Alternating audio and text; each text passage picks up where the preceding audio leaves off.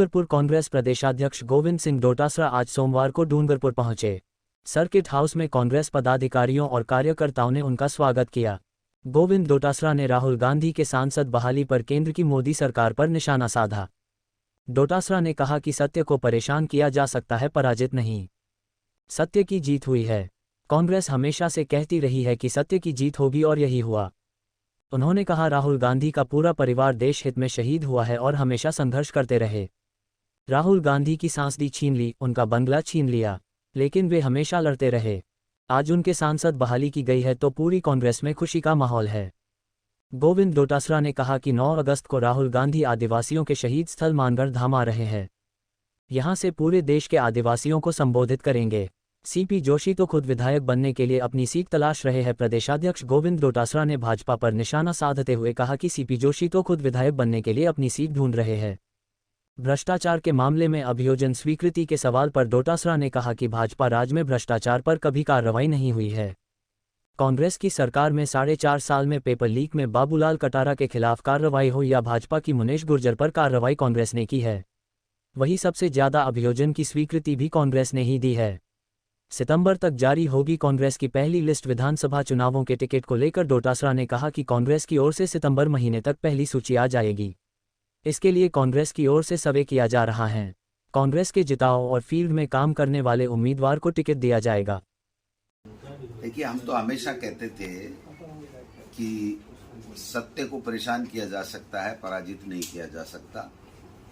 हमारे हिंदुस्तान का लोकतंत्र बहुत मजबूत है और हमारी न्यायपालिका पे हमारे देश के लोगों को पूरा विश्वास है। सत्य की जीत हुई, न्याय मिला और पुनः शेर देश की लोकसभा में जनता के मुद्दे उठाएगा। जो अडानी जी की सेल कंपनियों के 20,000 करोड़ की बात है, उसको लेकर के देश के प्रधानमंत्री जी से पुनः पूछेंगे। और हम डरने वाले लोग नहीं हैं, घबराने वाले लोग नहीं हैं। और राहुल गांधी जी तो जिस मिट्टी का बना हुआ है, उसकी दादी और उसके पिता देश की एकता और अखंडता के लिए शहीद हो गए, किंचित मात्र परवाह नहीं की और सदस्यता उनकी बर्खास्त कर दिया लोकसभा से, उनका मकान खाली करा लिया।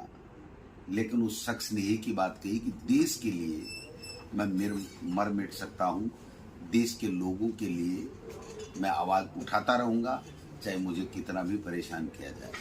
पहली बात तो सीपी जोशी जी भाजपा के प्रदेश अध्यक्ष हैं। वो इधर उधर अपनी एमएलए लड़ने के लिए सीट ढूंढते घूम रहे हैं। उनका बीजेपी को मजबूती से कोई लेना देना नहीं, क्योंकि बीजेपी ने 4.5 साल में कुछ काम किया ही नहीं।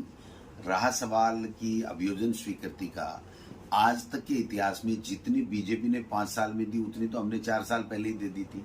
और हमारे यहाँ बड़े से बड़ा व्यक्ति भी एसीडी पकड़ रही है जो भ्रष्टाचार कर रहा है। आप देखिए, हमारे मेयर जयपुर की, उसके पति के खिलाफ किसने की? बीजेपी ने किया रेड।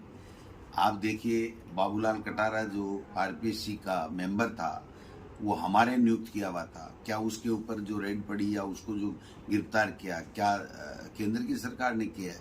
हमने किया है। कितने आईपीएस होंगे, कितने आईएएस होंगे जिनके ऊपर जो ही सूचना मिलती है या इनपुट मिलता है उस पर कार्रवाई होती है, अभियोजन स्वीकृति में। ये तरीके के जो मुद्दे नहीं हैं, उन मुद्दों को बनाने का वो प्रयास कर रहे हैं, जिसमें कोशिश कर रहे हैं।